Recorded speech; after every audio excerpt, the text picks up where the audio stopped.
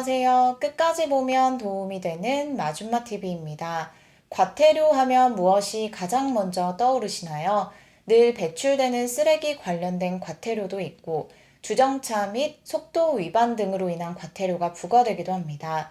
금액도 각기 다릅니다. 몇만 원부터 10만 원, 혹은 그 이상 되는 큰 금액을 내야 할 때도 있는데요. 6월부터 본격적으로 시행돼서 7월에 과태료가 부과될 예정인 소식을 오늘 영상을 통해서 전해드리려 합니다. 중요한 내용들이 많이 포함되어 있으니 많은 사람들이 확인하시면 좋겠습니다. 그럼 관련 내용이 궁금하신 분들은 오늘 영상도 끝까지 봐주세요.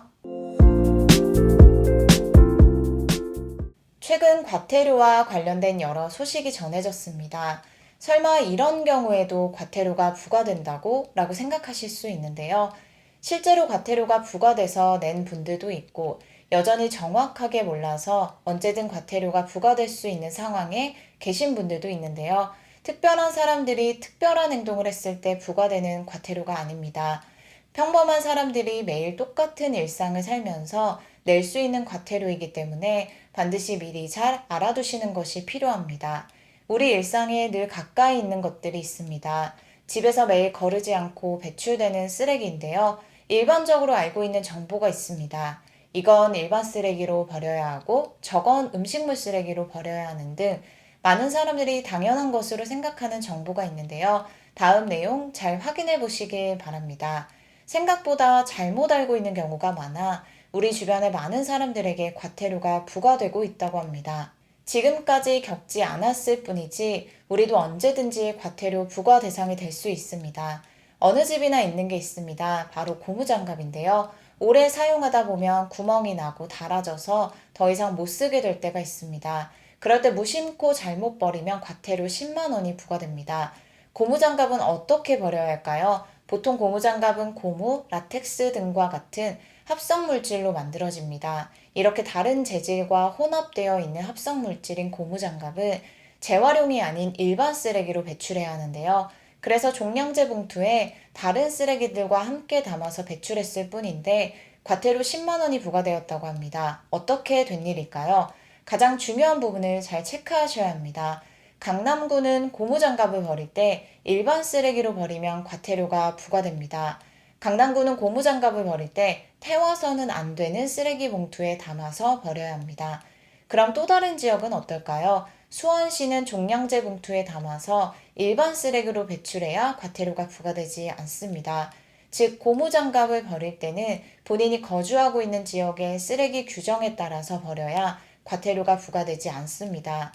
일반적으로 알고 있는 정보를 바탕으로 버리면 안 되고 거주 지역 쓰레기 규정을 먼저 확인하시고 그에 맞게 버리셔야 과태료가 부과되지 않습니다. 이게 가장 중요한 부분이라는 것 잊지 마세요. 그리고 음식물 쓰레기와 일반 쓰레기를 구분할 때도 잘 확인하셔야 할 것 같습니다. 대파를 구입하고 팥뿌리를 버릴 때 채소 뿌리는 일반 쓰레기로 배출해야 한다고 알고 있는 경우가 많은데요. 그래서 팥뿌리를 일반 쓰레기로 버렸는데 흙이 없어 음식물 쓰레기로 버려야 한다며 과태료가 부과된 경우도 있다고 합니다.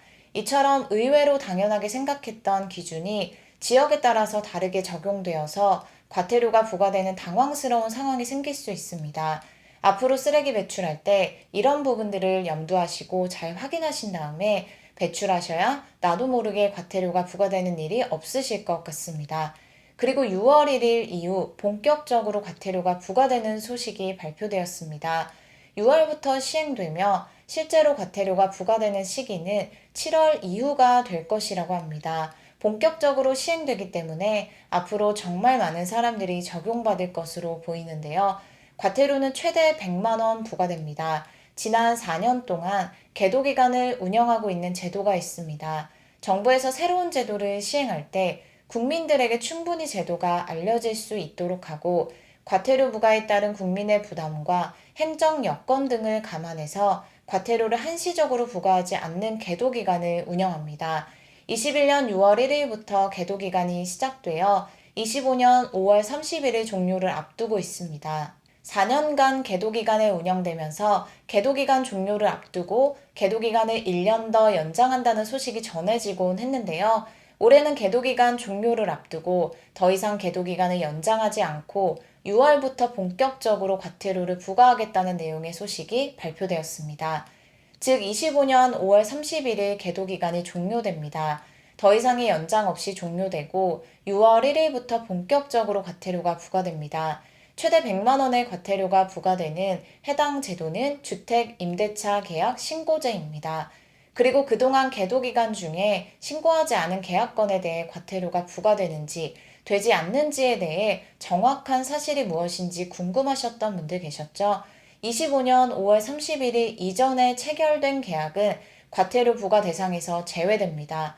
즉, 다시 말해, 예를 들어 올해 2월에 임대차 계약을 체결했는데 30일 안에 신고해야 하는 의무를 다하지 않았더라도 과태료가 부과되지 않습니다. 계도기간 종료일 이전에 체결된 계약은 과태료 부과 대상이 아닙니다. 25년 6월 1일 이후 체결된 계약부터 신고 의무 대상으로 신고하지 않을 경우 과태료가 부과됩니다. 이 부분에 대해서 궁금하셨던 분들 많으셨을 것 같은데요. 정부에서 계도기간이 종료되고 본격적으로 과태료가 부과될 때 국민들이 느낄 수 있는 혼란을 최소화하기 위해 계도기간 중에 체결된 임대차 계약은 과태료 부과 대상에서 제외한다고 발표했으니 잘 참고하시길 바랍니다. 단 25년 6월 1일 이후 체결하는 보증금 6천만 원 또는 월차임 30만 원을 초과하는 계약은 반드시 계약 체결일로부터 30일 이내에 신고해야 과태료가 부과되지 않습니다. 신고는 지자체 읍면동 행정복지센터에 방문해서 신고하거나 부동산 거래 관리 시스템 PC에 접속해서 신고하시면 됩니다. 스마트폰, 태블릿으로 접속해서 간편 인증을 통해서 모바일 신고로 가능하니 이 점도 참고하시길 바랍니다. 과태료 기준도 완화되었는데요. 기존에 최소 4만 원에서 최대 100만 원의 과태료가 부과되던 것에서 최소 2만 원에서 최대 30만 원으로 완화되었습니다. 단 거짓으로 신고할 경우에는 100만 원이 부과되는 것은 동일하게 유지됩니다. 행정복지센터에 확정일자 부여만 신청하고 임대차 계약을 신고하지 않은 경우에는 신고 대상에 해당함을 자동으로 안내하는 알림톡을 5월부터 발송한다고 합니다. 주택임대차 신고 콜센터도 운영하고 있는데요. 1533-2949번으로 문의하시면 됩니다. 오늘 내용 잘 확인하시고 과태료 부과되는 일 없으시길 바랍니다. 오늘도 끝까지 봐주셔서 정말 감사합니다. 구독과 좋아요, 알림 설정 꼭 부탁드립니다. 감사합니다.